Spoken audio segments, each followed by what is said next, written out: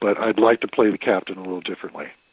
This guy's a little too thoughtful, a little too serious. I think the captain should be a little more Errol Flynnish. I think he should be a very ambitious man who has faults, that's married to his ship, and he's the type of guy you would follow up.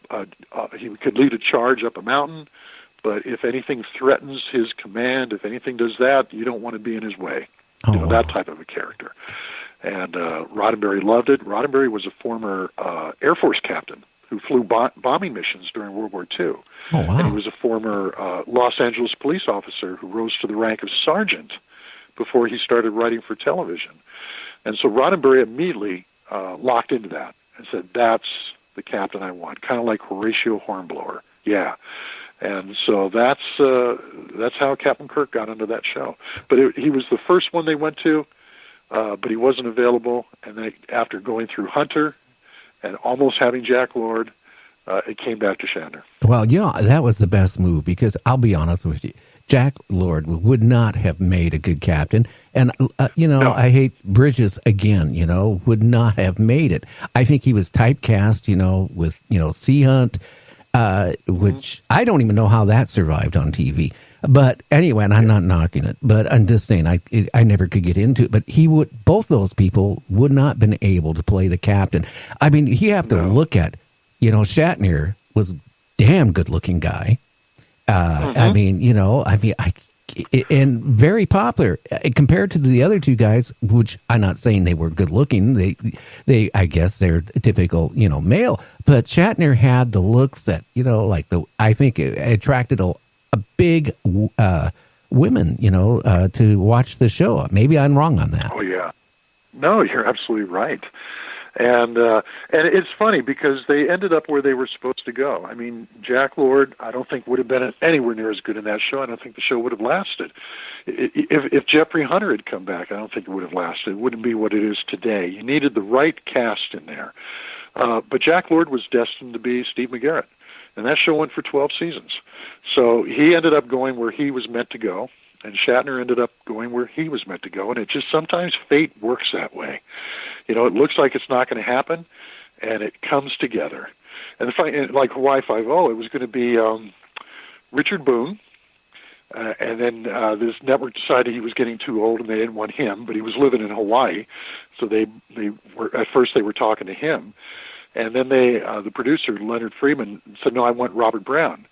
Bob Brown of Here Comes the Bride, who we mentioned before. So they put him under contract.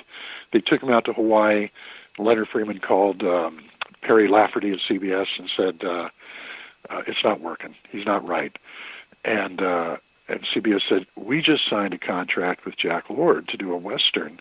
We would rather see him in this. And they sent Jack Lord the script, and they were just a week away from filming. And they sent him the script.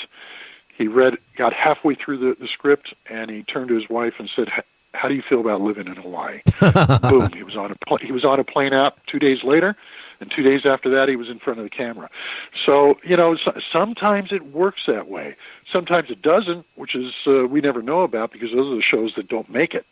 But if you look at the great shows in TV history, like Carol O'Connor and All in the Family and things like that, it's like fate lends a hand and puts you there.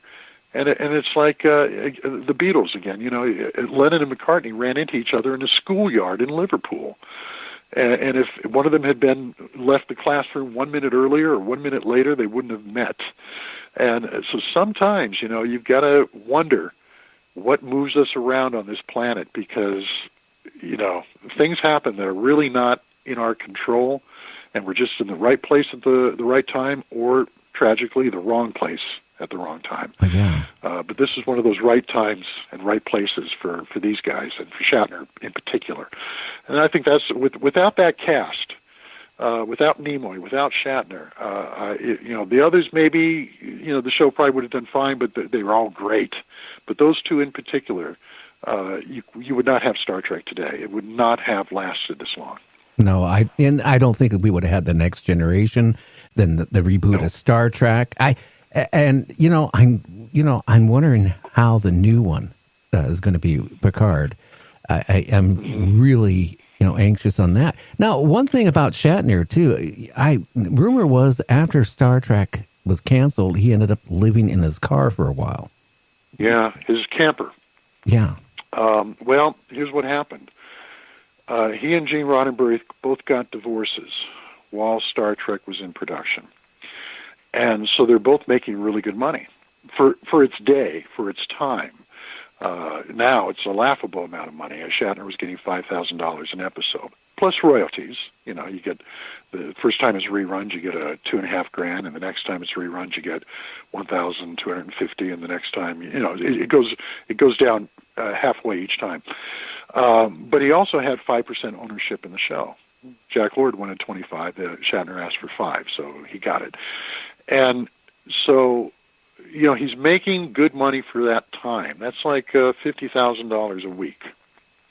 And he gets divorced. And so the settlement is based on his income. And he had 3 daughters, too, that he had to support. So he's paying child support. He's paying alimony. He had to move out of the house. His wife gets to keep that.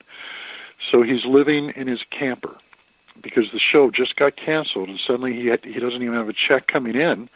So he's doing guest star spots, but every dime he's making is going towards alimony and child support. Oh, wow. So he's supporting a really nice home, but he's living in his camper. Same thing's happening to Gene Roddenberry at the same time. He gets divorced, and he's got 2 daughters. And so it's, they both kind of suddenly were on hard times. And working, Shatner was all over the dial. He was taking guest star spots everywhere, probably more than he should have, but he needed to make the money, and he was off doing summer stock through Connecticut and so forth, living in his camper. As Star Trek is now going into reruns all across America, and he's becoming more and more famous and more tied to that character, and he's living in a camper. It's just remarkable. Oh, yeah. A lot of people didn't know that. I didn't even know all that. I just, doing internet research, it said after it was canceled, he was living in his car. So, I just got, wow. Yeah. And you can't believe half of what you read on the internet, but that happens to be true. And so, that was for about a year. But he was getting so many guest star roles and getting paid decent money for them. Back then, you'd get about $2,500 for a guest star spot. That was like, or maybe $3,000 would be top pay. But he was doing that every few weeks. He was getting something and doing the summer stock, and so he got back on his feet. And then Star Trek came back around. He did a series called Barbary Coast, and then suddenly he's doing Star Trek again, the animated series, then the movies, and then T.J. Hooker, and so nobody has to worry about William Shatner anymore. And he finally won that Emmy with Boston Legal. Oh, yeah. I thought he should have won an Emmy as Captain Kirk. Leonard Nimoy was nominated every year that show was on.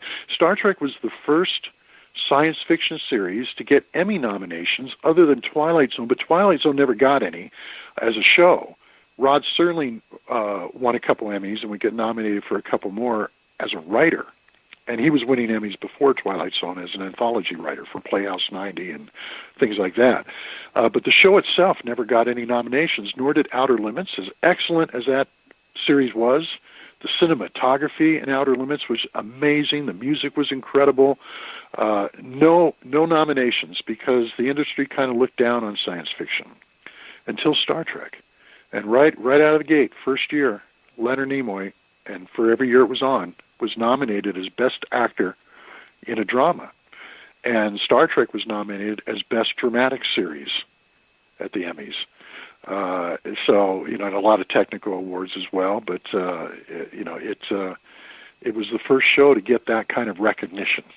Well, one thing about Shatner, he just turned 88, and for somebody 88 years old, he's still sharp. Yeah. He still does commercials. He does guest spots. He does a lot, and it's shocking, that he has that energy and the love for doing it. He doesn't look 80.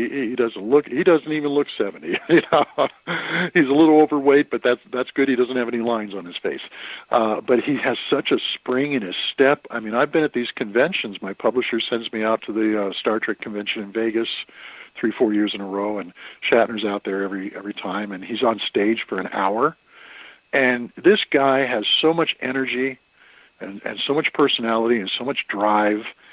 And somebody asked him, it wasn't me, but somebody asked him, and it was just a couple of years ago, how he does it, at his age, how he has so much energy, and he's directing something, and he's writing another book, and he's doing this series, or just always on the go and going from convention to convention. They said, how do you do it? And he really believes this. He said, if I stop, that's when I'm going to die.